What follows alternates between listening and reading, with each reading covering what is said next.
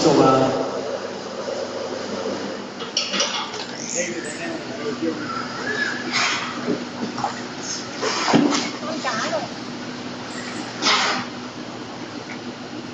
干净工作。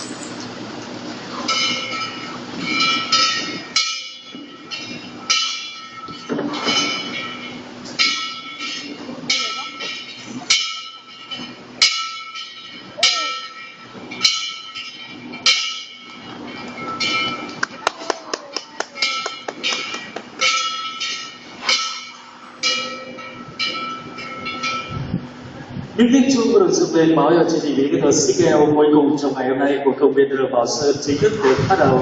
Có thể chào quý vị và các bạn với những tục mừng đến CKL xin được kính chào quý vị và các bạn. Chúc quý vị và các bạn nghe lời vui chơi thật là tốt của chúng tại công viên Đường Bảo Sơn.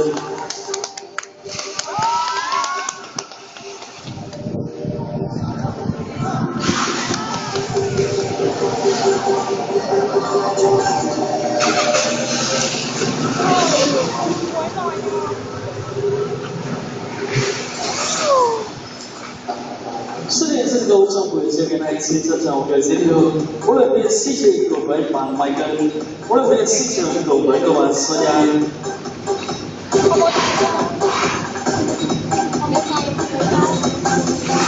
Ở trên sân khấu thì hai nghệ sĩ đang với tay để xin kính chào quý vị các bạn.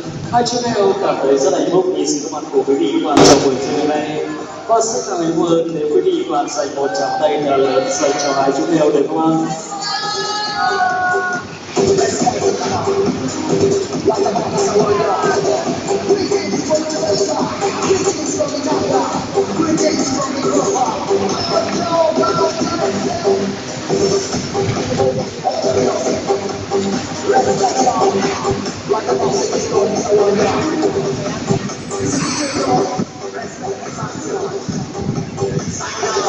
Vâng, xin thì các nghệ sĩ đã gửi tới quý vị và các bạn những lời chào trân trọng nhất. Tiếp ngay sau đây ở sân khấu thì chúng ta ở đây có sự xuất hiện của hai chiếc bàn chải rất là to. Và tôi đang tới hào đơn vị là đánh giảng cho hai chú em nhé.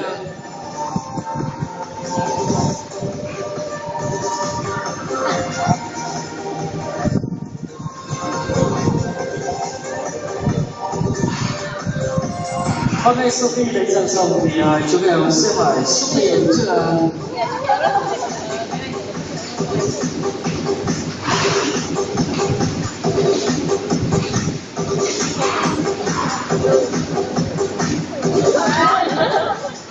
có thể đối tiếp chương trình với những CKL trong buổi chiều nay. Quý vị và các bạn đã thấy trên tay các huấn luyện viên đang có sự xuất hiện của rất nhiều những chiếc vòng và hai nghệ sĩ đang gửi tới quý vị và các bạn màn trình diễn tìm vòng.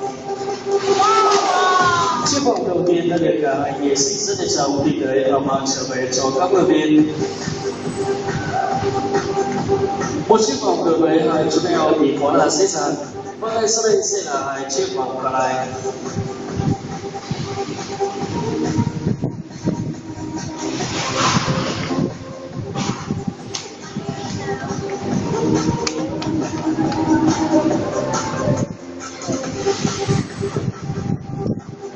Nghệ sĩ Sonia rất muốn thể hiện khả năng của mình để với sĩ tình tới quý vị và một tiết mục vô cùng đặc sắc. Trên tay huấn luyện viên chúng ta đã có sự xuất hiện của một chiếc vòng rất là to. Và cô bạn Sonia đang gửi tới quý vị và các bạn trình diễn lắc vòng hết sức là đê mê. Hãy dành một cháu này để cổ vũ cho Sonia được không ạ?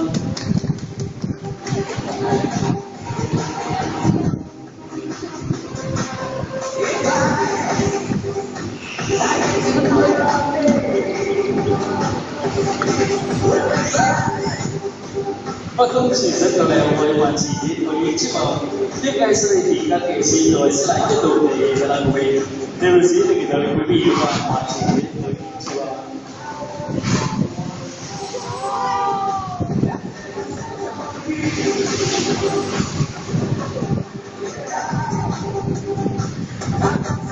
Và sau khi quý vị và các bạn theo dõi màn trình diễn lắc vòng của nghệ sĩ Sonia, Michael cũng rất muốn thể hiện khả năng của mình. Trên tay huấn luyện viên chúng ta đang có sự xuất hiện của một quả bóng rất là to. Quý vị và các bạn hãy dành thêm một tráo tay với màn trình diễn siêu bóng hết sức và điều nghề đang được Michael gửi tới quý vị và các bạn.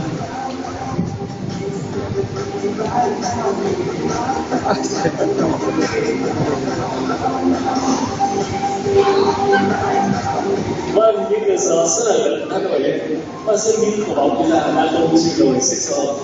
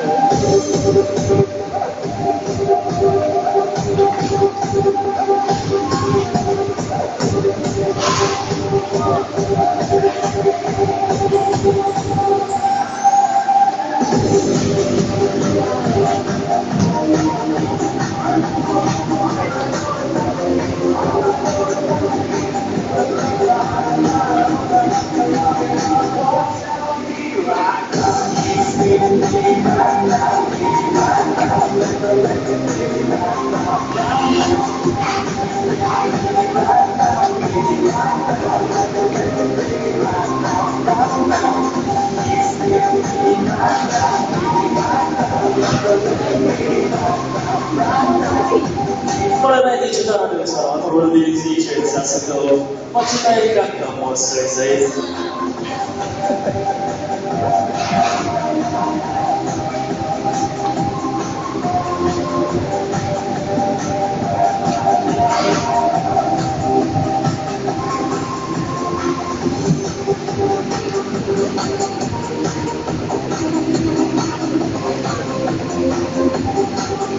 现在这个无论就是那个，刚才就在我提到这个，你的话嘛，其实也有话现在，我发现有一些蛮特别的，就在我这个，你的话。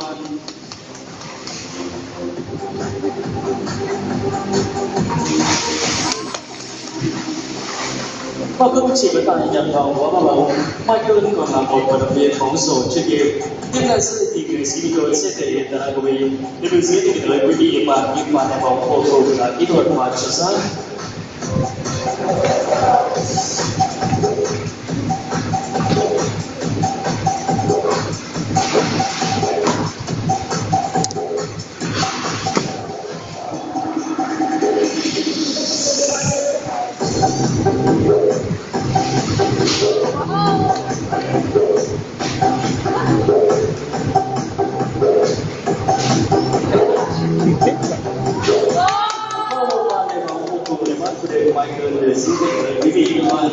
quy định quan là để với mặt chỉ diễn trường số để một tuổi cái giờ xưa để của cái sinh mạnh hơn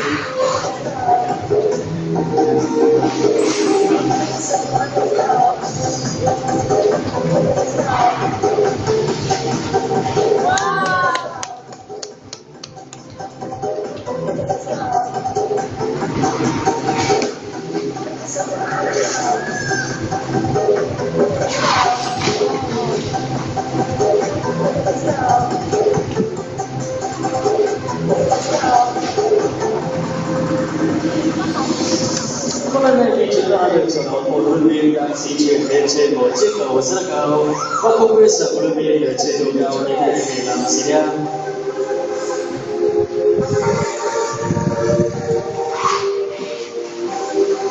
Hôm nay là màn trình diễn chạm mũi vào tay huấn luyện viên. Hôm qua quay trở trên màn hình lại chúng ta gửi tới quý vị các bạn. Tiếp ngay sau đây xin mời quý vị các bạn hãy quay trở lại với cô sân khấu chính của sân khấu hướng dẫn. Và đã được chào đón quý vị và tuyệt đối chương trình để đến được sinh heo trong buổi trưa ngày nay. Hai ca sĩ mình tôi xin gửi tặng quý vị qua một ca khúc.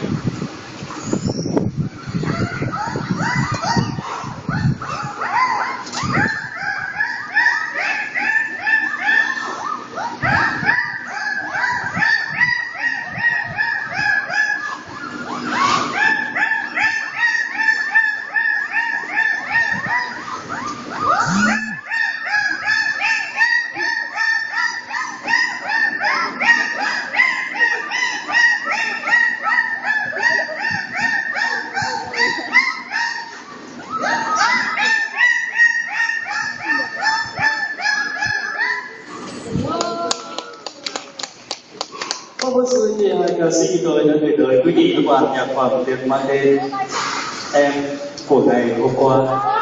Và một tiếng này sẽ được quay trở lại với câu khí sôi động trong buổi diễn trong buổi chiều ngày hôm nay. Quý vị các bạn đã thấy có hai chiếc vòng rất là to sẽ di chuyển xuống khu sân khấu biểu diễn.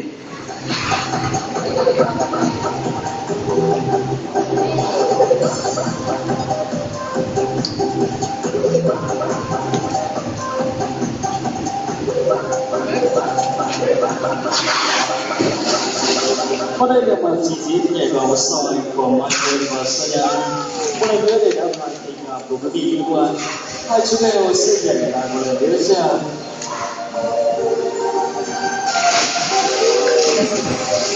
Không chỉ sở hữu những pha bay người rất đẹp mắt, hai nghệ sĩ tôi còn là những vô cùng chuyên nghiệp trên sân này. Và tiếp theo sau đây thì hai chú em sẽ gửi tới quý vị liên quan những điều được bộ trong buổi chiều ngày nay.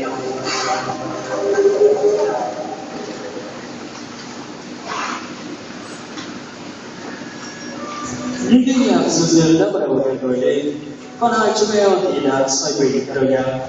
Còn quý vị thì sao ạ? Hãy dành một tràng tay để cổ vũ cho hai vũ công được không ạ?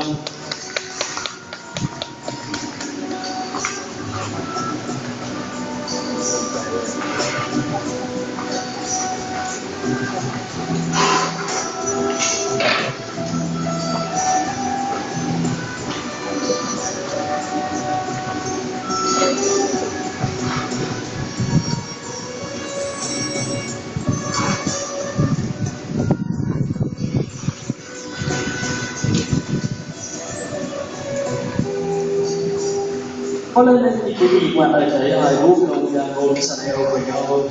Michael và Sonia đang cùng nhau say sưa cho những điều này và đang gửi tặng quý vị liên quan những điều tango hết sức là nồng cháy.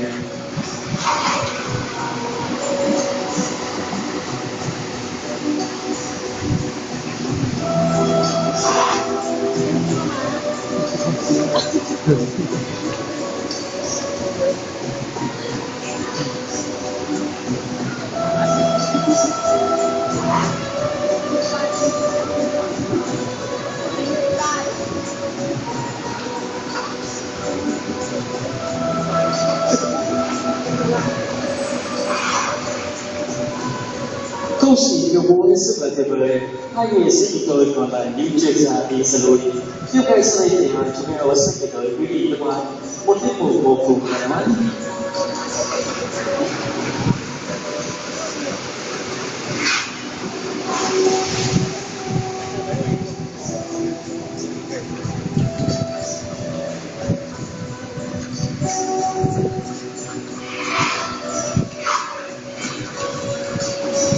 Có thể cho quý vị và các đến với chương trình tiểu đến được sức nhau trong buổi chiều ngày nay.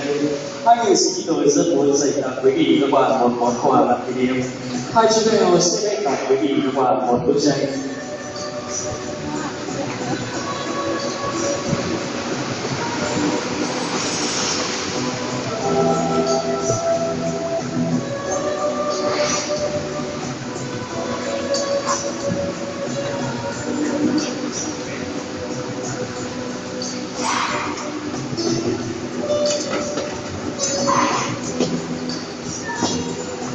Và đầu tiên thì nghệ sĩ Michael đã chọn màu vàng để tô điểm lên trên bức tranh.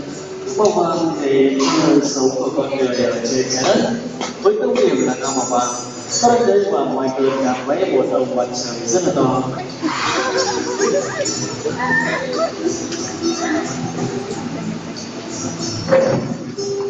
Lần này thì nghệ sĩ Sonia đã chọn màu xanh để tô điểm lên trên bức tranh. Màu xanh thể hiện cho một bầu trời xanh bao la, một đại dương mênh mông. Màu xanh còn thể hiện cho màu xanh của cỏ cây hoa lá, sức sống của muôn loài. Một bức tranh vô cùng là trừu tượng với rất nhiều màu sắc đang dần dần hiện ra trước mắt quý vị liên quan. Và cuối cùng để hoàn thiện tác phẩm nghệ thuật gửi tới quý vị liên quan, nghệ sĩ Michael tài năng sẽ chọn thêm cho mình một gam màu đen. Cuối cùng thì bạn đã chọn màu đỏ để tô điểm lên trên bức tranh. Màu đỏ thể hiện cho tuổi trẻ, thể hiện cho tình yêu đôi lứa. Thông qua màu đỏ thì Michael rất nhiều màu sắc. Quý vị các bạn sẽ nhận được và cho đi thật nhiều yêu thương. Như vậy là tác phẩm nghệ thuật do hai chú mèo vẽ tặng quý vị các bạn đã được hoàn thành. Có quý vị các bạn nào muốn sở hữu bức tranh do hai chú mèo vẽ